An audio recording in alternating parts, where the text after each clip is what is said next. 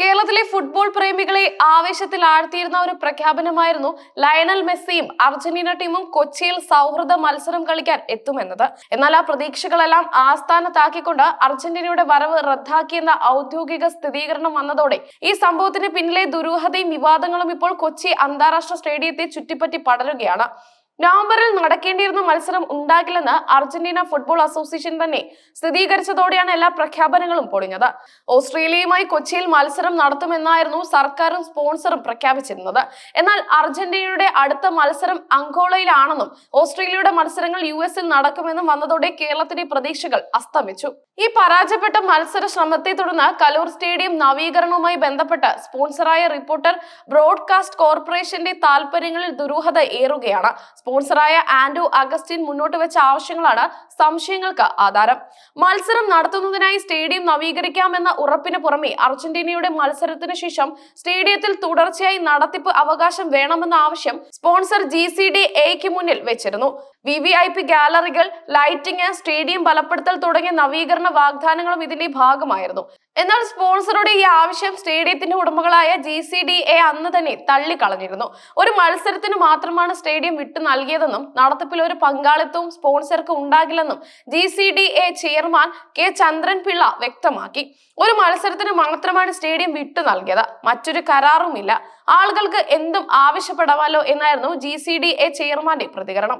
എന്നിട്ടും അടിസ്ഥാന സൗകര്യങ്ങൾ ഒരുക്കിയെന്ന പേരിൽ സ്റ്റേഡിയം സ്വന്തമാക്കി അത് വാടകയ്ക്ക് മറച്ചു വിൽക്കാനുള്ള നീക്കമാണോ നടന്നതെന്ന സംശയം ഇതോടെ ശക്തമായി. മെസ്സിയുടെ വരവ് ഉറപ്പായിരുന്നില്ലെങ്കിൽ പോലും ഈ പ്രഖ്യാപനങ്ങളുടെ മറവിൽ കേരളത്തിലെ ഒരു പ്രമുഖ വ്യവസായിക്ക് കോടിക്കണക്കിന് രൂപ കൈമാറ്റം വന്നുവെന്ന സൂചനകളും പുറത്തു വരുന്നു. മെസ്സിയുടെ സഹ സ്പോൺസർ ആകാം എന്ന വിശ്വാസത്തിലാണ് പണം കൈമാറിയത്. മത്സരം റദ്ദാക്കിയതോടെ ഈ തുക നഷ്ടമായെന്ന് വ്യവസായി തിരിച്ചറിഞ്ഞതായും റിപ്പോർട്ടുകളുണ്ട്. മത്സരം മാറ്റിവെച്ചതിന്റെ കാരണമായി സ്പോൺസർ ചൂണ്ടിക്കാട്ടിയത് കൊച്ചി സ്റ്റേഡിയത്തിന് ഫിഫയുടെ അനുമതി ലഭിക്കാൻ വന്ന കാലതാമസമാണ്. എന്നാൽ നവംബറിലെ മത്സരങ്ങൾക്കായി മറ്റു വേദികൾ അർജന്റീനയും ഓസ്ട്രേലിയയും പ്രഖ്യാപിച്ചതോടെ ഈ വിശദീകരണം ചോദ്യം ചെയ്യപ്പെടുകയാണ്. അർജന്റീനയുടെ അടുത്ത അന്താരാഷ്ട്ര മത്സര ഷെഡ്യൂളുകൾ 2026 മാർച്ച്, ജൂൺ മാസങ്ങളിലായി മാത്രമാണ്. സാങ്കേതികമായി ഇതിനിടയിൽ ഇന്ത്യയിലേക്ക് ഒരു സൗഹൃദ മത്സര സാധ്യത കുറവാണെന്ന് ഫുട്ബോൾ നിരീക്ഷകർ വിലയിരുത്തുന്നു. ഇതോടെ സ്റ്റേഡിയം നവീകരണ പ്രവർത്തനങ്ങൾ മുടങ്ങുമോ എന്ന ആശങ്കയിലാണ് കായിക പ്രേമികൾ. ഈ വിഷയത്തിൽ കായിക മന്ത്രിയുടെ സ്പോൺസറുടെയും നീക്കങ്ങൾ ദുരൂഹത ആരോപിച്ച് സാമൂഹ്യ പ്രവർത്തകനായ ശ്രീജിത്ത് പെരുമള ഫേസ്ബുക്കിൽ വിമർശനവുമായി രംഗത്തെത്തി. മെസ്സി കളി കള്ളക്കളിയോ എന്ന് അദ്ദേഹം ചോദ്യം ഉന്നയിച്ചു. പ്രതിദിനം 2000 തൊഴിലാളികളെ വെച്ച് നവീകരണം വേഗത്തിലാക്കുമെന്ന് സ്പോൺസർ പ്രഖ്യാപിച്ചിരുന്നു. എന്നാൽ സ്റ്റേഡിയത്തിന് സമീപത്തെ മരം വെട്ടിയതും അരമതിൽ നിർമ്മിച്ചതും മെറ്റൽ നിരത്തിയതുമല്ലാതെ കാര്യമായ പണികൾ ഒന്നും പൂർത്തിയാക്കിയിട്ടില്ലെന്ന് ശ്രീജിത്ത് പെരുമണ ആരോപിക്കുന്നു. മെസ്സി വരും വരില്ല എന്ന പൊറാട്ട് നാടകത്തിന്റെ മറവിൽ നടന്നത് കോടികളുടെ വിദേശ ഇടപാടുകളും കള്ളപ്പണ ഇടപാടുകളുമാണെന്ന് പരക്കെ ആക്ഷേപമുണ്ട്. ഇക്കാര്യങ്ങൾ അന്വേഷിക്കണമെന്ന് ആവശ്യപ്പെട്ട് കേന്ദ്ര സംസ്ഥാന ഏജൻസികൾക്ക് പരാതി നൽകുമെന്ന് അദ്ദേഹം അറിയിച്ചു. സർക്കാർ ഉടമസ്ഥതയിലുള്ള അന്താരാഷ്ട്ര സ്റ്റേഡിയം യാതൊരു നിബന്ധനകളും ഇല്ലാതെ, ടെൻഡർ വിൽക്കാതെ, മന്ത്രിസഭാ തീരുമാനം പോലും ഇല്ലാതെ സ്വകാര്യ സ്പോൺസർക്ക് നൽകിയതിലെ ദുരൂഹതയും അദ്ദേഹം ചൂണ്ടിക്കാട്ടുന്നു. മുസ്ലിം ലീഗ് നേതാവ് ഫിറോസും ഈ വിഷയത്തിൽ രൂക്ഷ വിമർശനവുമായി രംഗത്തെത്തി. സ്പോൺസറെ തിരഞ്ഞെടുത്തതിലെ മാനദണ്ഡം എന്താണെന്ന് അദ്ദേഹം ചോദ്യം ചെയ്തു.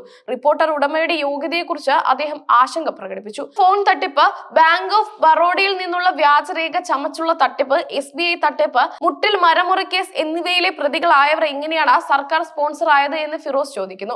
വഞ്ചന, തട്ടിപ്പ് നടത്തി പ്രതികൾ എങ്ങനെ സർക്കാർ സ്പോൺസറായി? കായിക മന്ത്രി മറുപടി പറയണം, ഫിറോസ് ആവശ്യപ്പെട്ടു. കർഷകരെ പറ്റിച്ചുള്ള മരം മുറിക്കടത്ത് ഉൾപ്പെടെയുള്ള കാര്യങ്ങളും അദ്ദേഹം എടുത്തു പറഞ്ഞു. മെസ്സി കൊണ്ടുവരുന്നു എന്ന മറവിൽ ഒരു ഉഡായിപ്പ് നടത്തി ജനങ്ങളെ കബളിപ്പിക്കുകയായിരുന്നു ലക്ഷ്യമെന്ന് ഫിറോസ് ആരോപിക്കുന്നു. അർജന്റീനയിൽ പോയി ഫോട്ടോ എടുത്തതും ജനങ്ങളെ പറ്റിക്കാനായിരുന്നു. 139 കോടി അങ്ങോട്ട് അയച്ച പണം ഏതാണ്? കള്ളപ്പണമാണോ അങ്ങോട്ട് അയച്ചത് എന്ന് ഫിറോസ് ചോദ്യം ഉന്നയിച്ചു. കലൂർ സ്റ്റേഡിയം എങ്ങനെ ഒരു സ്വകാര്യ വ്യക്തിക്ക് നവീകരിക്കാൻ സാധിക്കും? ഇതിന് നടപടിക്രമങ്ങൾ ഉണ്ട് എന്നും അദ്ദേഹം ചൂണ്ടിക്കാട്ടി.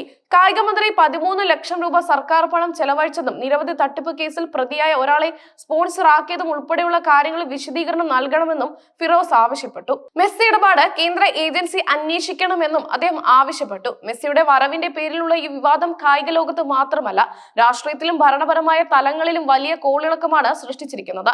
സ്പോൺസറുടെ താൽപര്യങ്ങൾ, സാമ്പത്തിക ഇടപാടുകൾ, സർക്കാർ തലത്തിലെ തീരുമാനങ്ങൾ എന്നിവയെല്ലാം വിശദമായ അന്വേഷണത്തിന് വിധേയമാക്കേണ്ടതുണ്ട്.